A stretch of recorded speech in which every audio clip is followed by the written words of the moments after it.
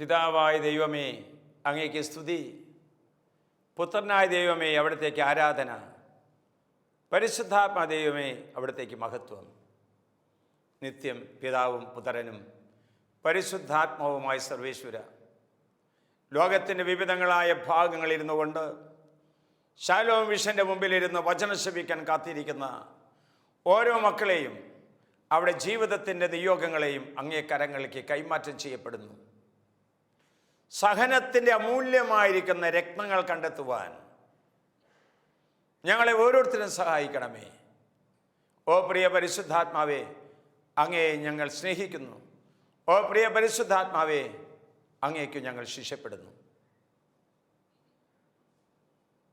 Price the Lord, praise the Lord. പ്രിയപ്പെട്ട മകളെ, സഹനത്തിൻ്റെ അമൂല്യമായ നിമിഷങ്ങളെ വെളിപ്പെടുത്തുന്ന ഏതാനും വചനങ്ങൾ ഇതാ. വചനം പറയുന്നു, ക്രിസ്തുവിൻ്റെ നാമനിമിത്തം നിന്ദിക്കപ്പെട്ടാൽ നിങ്ങൾ ഭാഗ്യവാന്മാർ. എന്തെന്നാൽ മഹത്വത്തിൻ്റെ ആത്മാവ്, അതായത് ദൈവാത്മാവ് നിങ്ങളിൽ വസിക്കുന്നു. 1 പീറ്റർ 4:14. ഇതാ വീണ്ടും ജോബിൻ്റെ പുസ്തകം 23:10. അവിടുന്ന് എന്നെ പരീക്ഷിച്ച് കഴിയുമ്പോൾ ഞാൻ സ്വർണം പോലെ പ്രകാശിക്കും. ഇതാ വീണ്ടും കർത്താവിനോട് സംസാരിക്കുന്നു. യോഹന്നാന്റെ സുവിശേഷം 16-ാം അധ്യായം 33-ാം വാക്യം. ലോകത്തിൽ നിങ്ങൾക്ക് ഞെരുക്കങ്ങൾ ഉണ്ടാകും, എങ്കിലും ധൈര്യമായിരിക്കുക, ഞാൻ ലോകത്തെ കീഴടക്കിയിരിക്കുന്നു. എൻ്റെ പ്രിയപ്പെട്ടവരെ, ഇന്ന് ലോകത്തിലേക്ക് നമ്മൾ നോക്കിയാൽ ഈ പ്രത്യേകമായ സാഹചര്യത്തിൽ ഒരു വലിയ സഹനത്തിലൂടെയാണ് ലോക ജനത മുഴുവൻ മുന്നോട്ട് നീങ്ങുന്നത്. കത്തോലിക്ക സഭ മുന്നോട്ട് നീങ്ങുന്നത്, ഒരു കുടുംബവും മുന്നോട്ട് നീങ്ങുന്നത്. ഒരു കാര്യം മനസ്സിലാക്കുക, ആത്മീയ വളർച്ചയുടെ ഇന്ധനമാണ് സഹനങ്ങൾ എന്ന് പറയുന്നത്. ആത്മീയ വഴികളിലെ വിജയ രഹസ്യങ്ങളിലേക്കാണ് സഹനങ്ങൾ നമ്മെ കൂട്ടിക്കൊണ്ടു പോകുന്നത് എന്നുള്ള ഒരു വലിയ തിരിച്ചറിവിലേക്ക് ജനകോടികൾ വന്നുകൊണ്ടിരിക്കുകയാണ്. സഹനത്തെ ഭയപ്പെടേണ്ടതില്ല, സഹനത്തിൽ നിന്ന് ഓടി ഒളിക്കേണ്ടതില്ല. സഹന നിമിഷങ്ങൾ, സഹനത്തിൻ്റെ വലിയ വലിയ ഭീകരത നിറഞ്ഞ നിമിഷങ്ങളിൽ ദൈവത്തെ ഒഴിവാക്കരുത്, മറിച്ച് ദൈവത്തോട് ചേർന്ന് നിൽക്കാൻ നമ്മൾ പഠിക്കണം. സഹനങ്ങൾ പാപത്തിലേക്കും ലഹരി വസ്തുക്കളിലേക്കും ജഡമോഹങ്ങളിലേക്കും കടന്നു പോകേണ്ട അവസരങ്ങളല്ല, മറിച്ച് സഹനത്തിൻ്റെ ഉള്ളിൽ മറഞ്ഞിരിക്കുന്ന അമൂല്യമായ നിധികൾ കണ്ടെത്താൻ സഹോദര സഹോദരി നമ്മളൊന്ന് പരിശ്രമിച്ചു നോക്കുകയാണ്.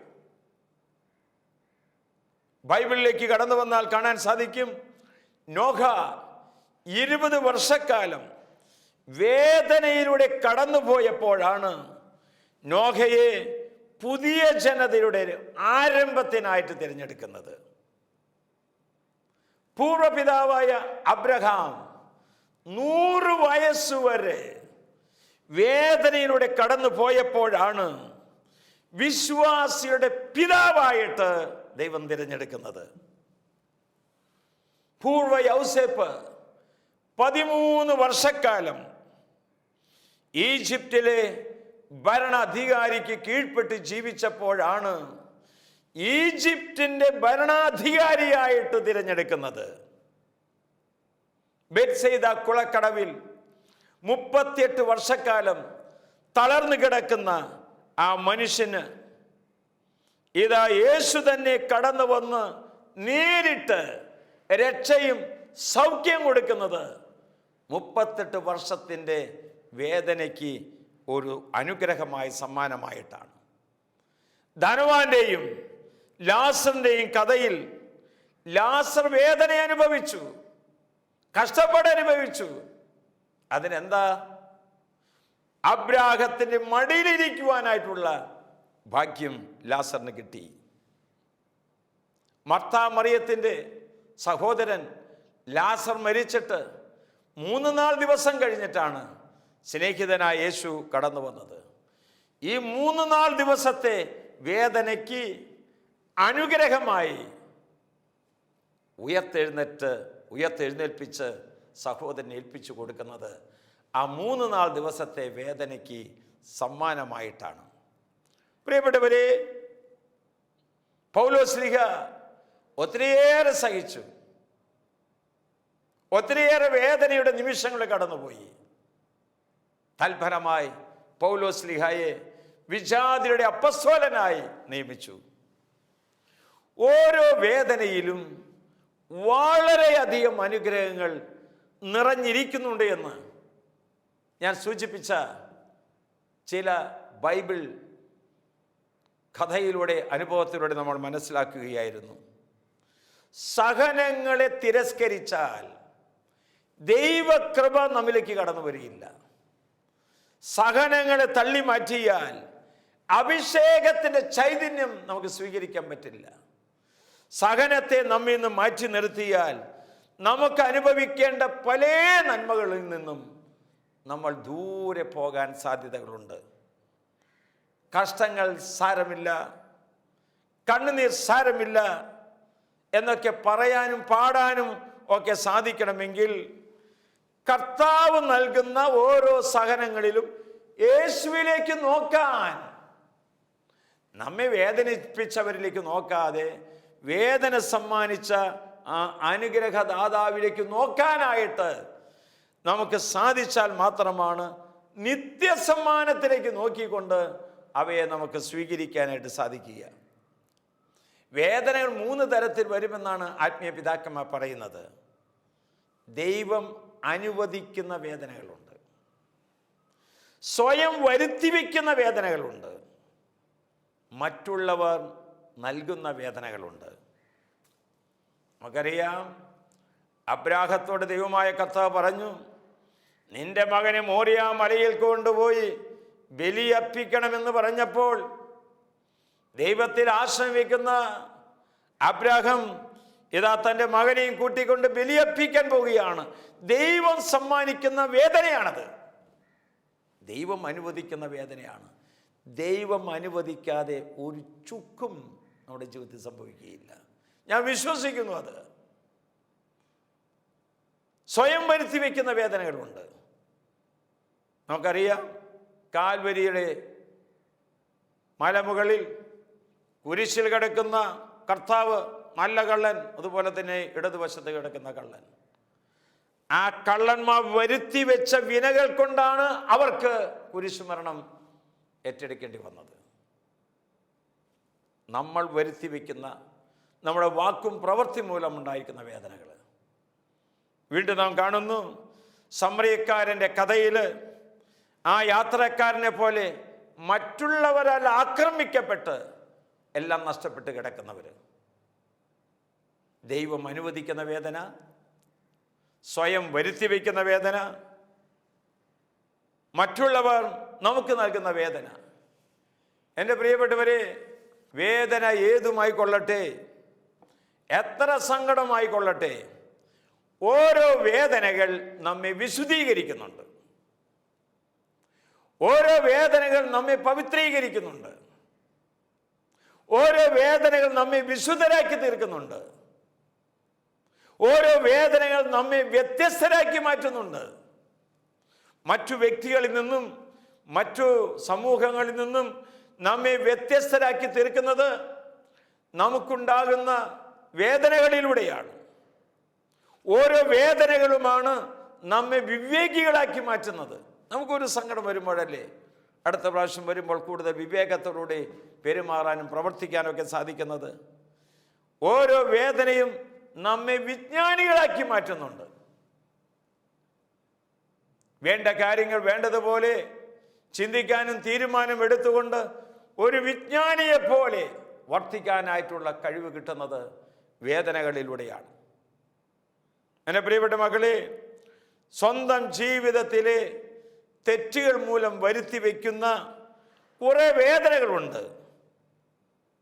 അത് ദൈവീകമല്ലെങ്കിലും ഒരാൾ മനസ്തപിച്ച് പൊറുതി അപേക്ഷിച്ച് മാപ്പ് പറഞ്ഞാൽ ആ വേദനയിൽ നിന്ന് നന്മകൾ പുറപ്പെടും. നല്ല കള്ളൻ അതിനൊരു ഉദാഹരണമാണ്. രണ്ട് കള്ളന്മാർ ഒരുപോലെയാണ്. എന്നാൽ വലതുവശത്ത് കിടക്കുന്ന കള്ളൻ, യേശുവേ, അവിടുന്ന് പറുദീസായിലായിരിക്കുമ്പോൾ എന്നെ കൂടി ഓർക്കണമേ. അവൻ്റെ പ്രാർത്ഥന, അവൻ്റെ മുറിവുകൾ, അവൻ്റെ സങ്കടങ്ങളെല്ലാം തിരുമുറിവുകളായി മാറുക മാത്രമല്ല, അവന് സ്വർഗം കവർന്നെടുക്കാനായിട്ട് സാധ്യതമായി.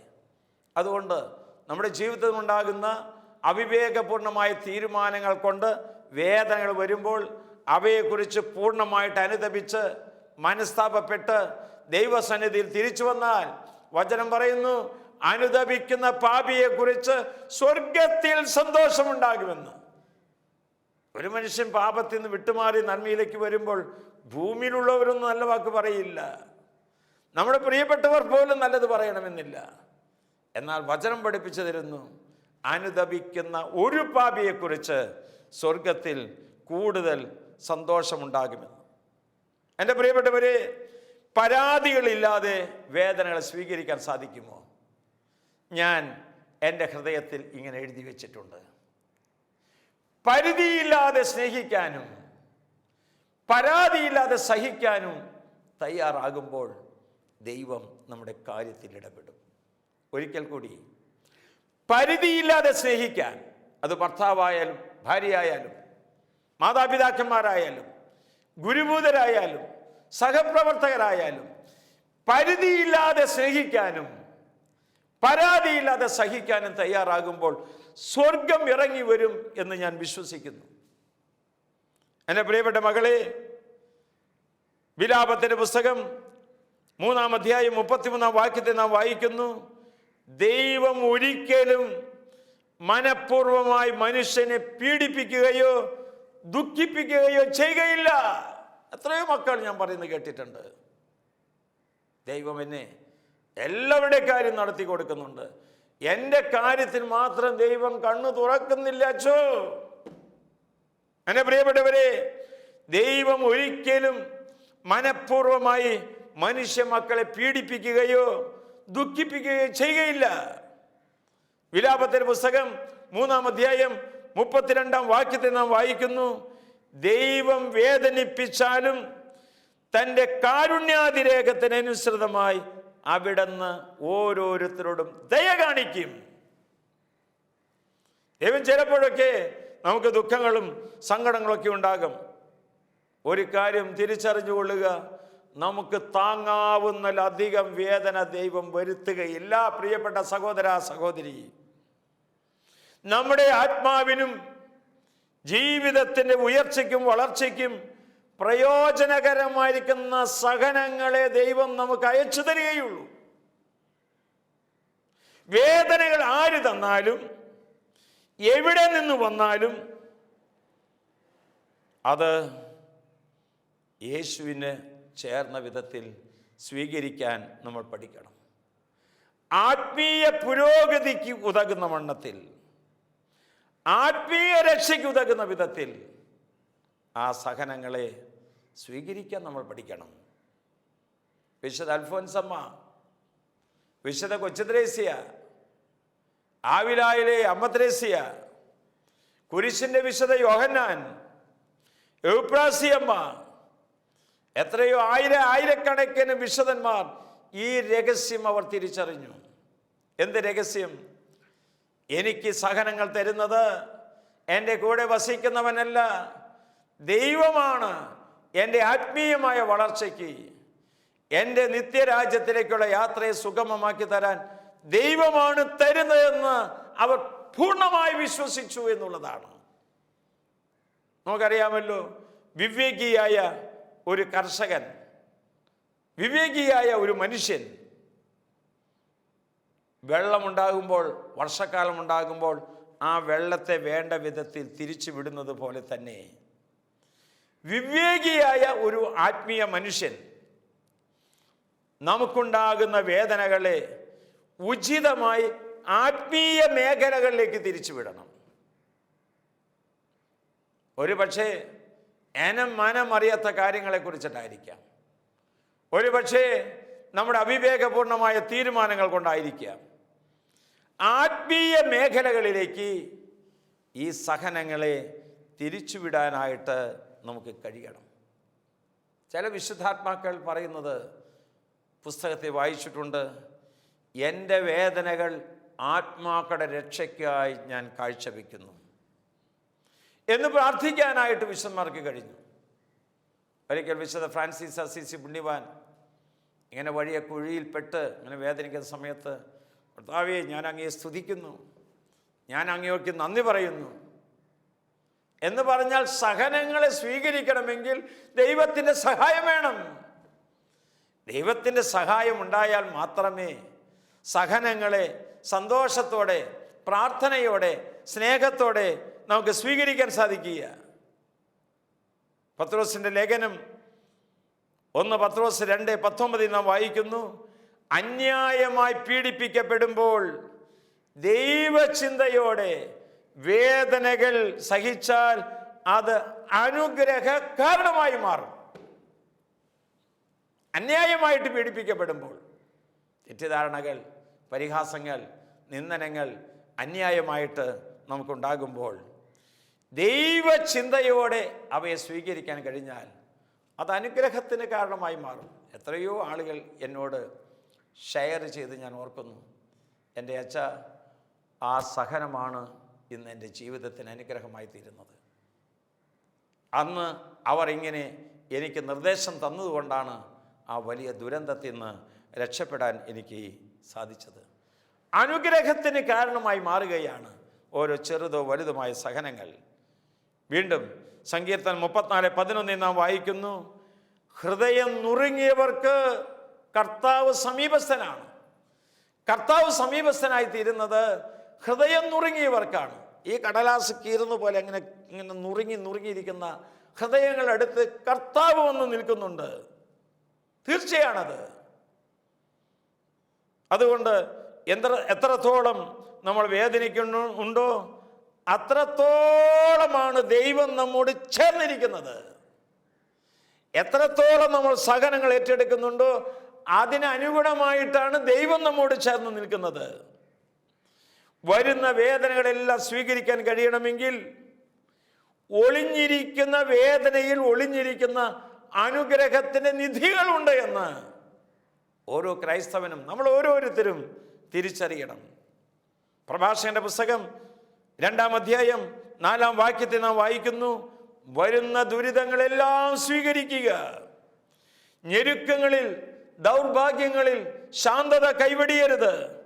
എന്തെന്നാൽ സ്വർണം അഗ്നിയിൽ ശുദ്ധി ചെയ്യപ്പെടുന്നത് പോലെ സഹനത്തിന്റെ ചൂളയിൽ കർത്താവിന് സ്വീകാര്യരായ മനുഷ്യരും, കർത്താവിന് സ്വീകാര്യരായ മനുഷ്യര് ശുദ്ധി ചെയ്യപ്പെടുന്നത് ഈ വേദനയിലൂടെയാണെന്ന്. വേദനകളിലൂടെ മാത്രമേ വിജയത്തിൻ്റെ സരണികളിലേക്ക് നമുക്ക് കടന്നു വരാൻ സാധിക്കുക. വേദനയിൽ യേശുവിലേക്ക് നോക്കുവാൻ നമ്മൾ പഠിക്കണം. വചനം പറയുന്നു, അവനെ നോക്കിയവരെല്ലാം പ്രകാശിതരായി തീർന്നെന്ന്.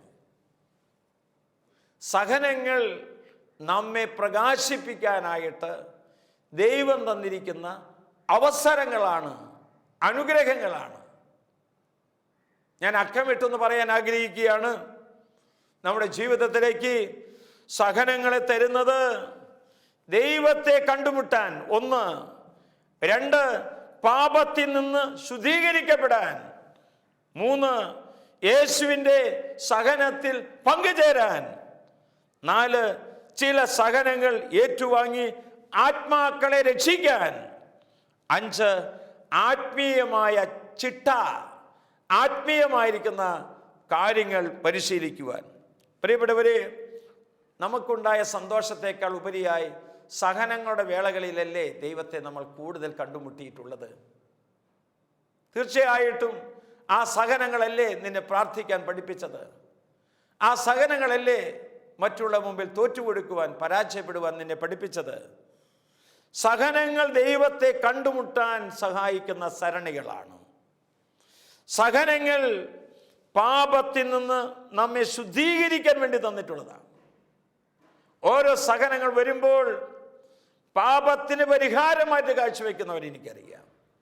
ആ സഹനങ്ങളെ സന്തോഷത്തോടെ ഏറ്റുവാങ്ങിക്കൊണ്ട് പാപത്തിൽ നിന്ന് രക്ഷപ്പെടാനായിട്ട്, ഓടി രക്ഷപ്പെടാനായിട്ട് നമുക്കുണ്ടാകുന്ന സഹനങ്ങൾ ഉപയോഗിക്കുന്ന മഹത് വ്യക്തികളെ എനിക്കറിയാം.